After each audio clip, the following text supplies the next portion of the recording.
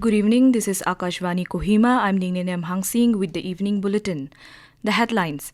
Prime Minister Narendra Modi concludes Japan visit after participating in G7 summit, arrives in Papua New Guinea for the second leg of his three-nation tour. ECSWG meeting under India's G20 presidency underway in Mumbai. NPCC says Congress's victory in Karnataka will kick off a chain reaction to work towards the change people need. And central and state government forces ensure protection to vehicles carrying essential goods to and from Imphal via NH37. Now the news in detail. Prime Minister Narendra Modi, who is on a three-nation tour, began his bilateral engagements this morning by holding talks with his UK counterpart, Rishi Sunak, in Hiroshima, Japan. The two leaders reviewed India-UK strategic partnership and took stock of progress in India-UK Free Trade Agreement negotiations. Both leaders agreed to deepen cooperation across a wide range of ideas such as trade and investment, science and technology, higher education, and people-to-people relationship.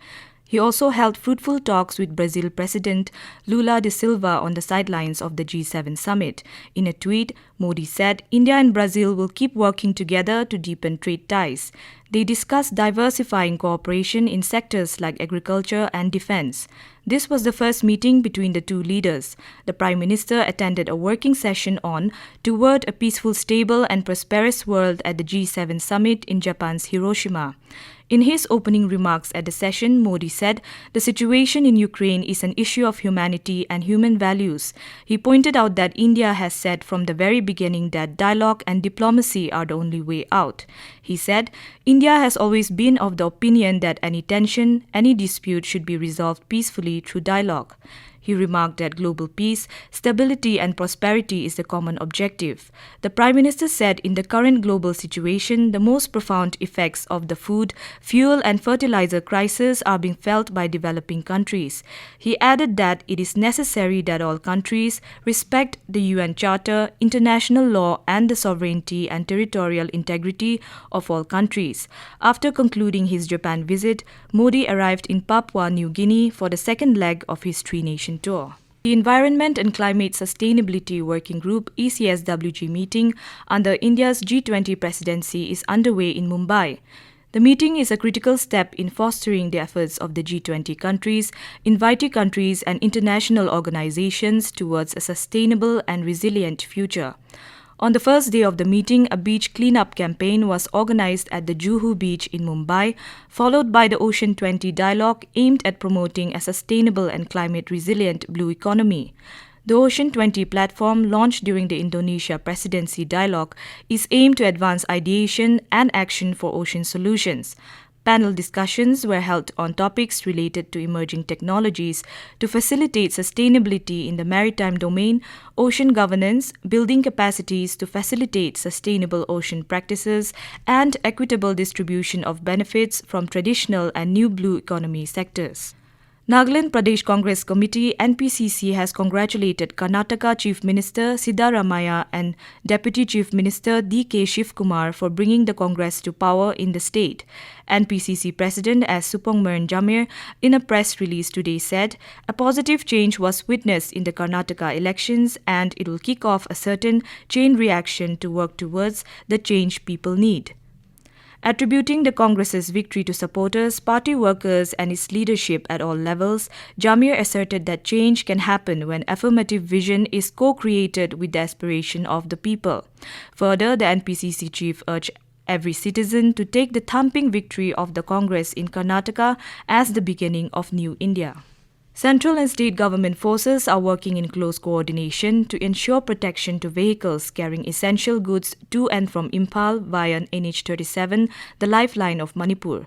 Defense sources today said whenever the movement of vehicles is being undertaken at any given point of time, Army and Assam Rifles conduct area domination patrols and quick reaction teams start to operate from their bases located on NH37. It said aerial surveillance by unmanned aerial vehicles and cheetah helicopters are pressed into service to ensure security of civilian vehicles plying on NH37. Companies of CRPF, Manipur police personnel, along with persons from India Reserve Battalion are also tasked to ensure security of vehicles. Further, to guarantee dedicated security, vehicles are also accompanied by quick reaction teams of Manipur police and CRPF.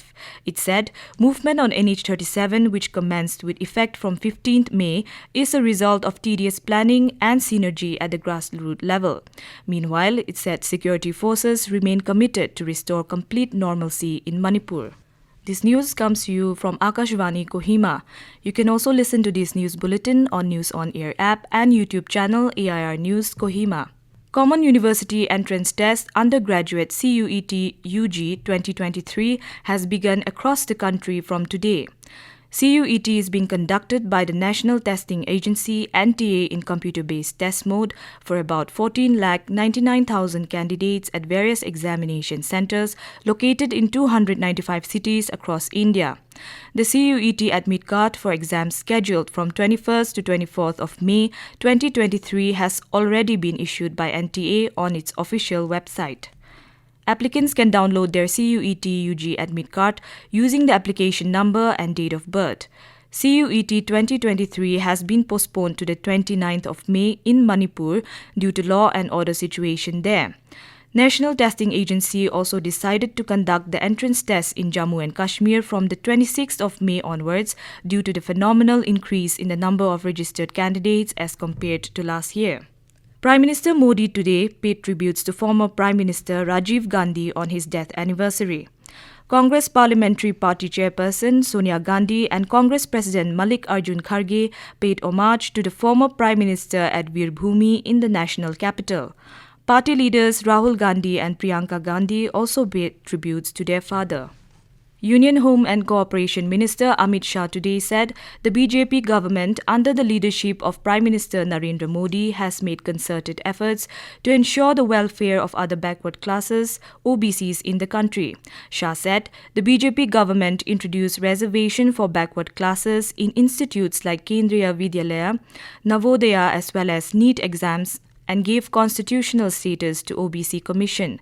He said the BJP has given the country the first Prime Minister from the OBC community. Shah was addressing the National Convention of Modi Community in Ahmedabad. He said, under the leadership of Prime Minister Modi, the central government has ensured the direct benefit transfer to the beneficiaries for more than 300 welfare schemes. Shah said the government has provided gas connections, affordable homes, electricity-free medical treatment, and free ration to the poor in the country. He also mentioned about several steps taken by the BJP government for the poor during COVID pandemic. In archery, India finished second in the medal tally with 3 medals in the compound section in the World Cup Stage 2 at Shanghai today. India bagged all 3 medals in the compound section with Prathamesh Jawkar winning the individual gold and Avneet Kaur bagging bronze.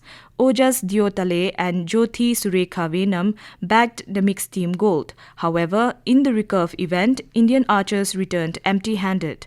India finished second behind Korea with 2 gold and 1 bronze medal. And now to end the news, the headlines once again.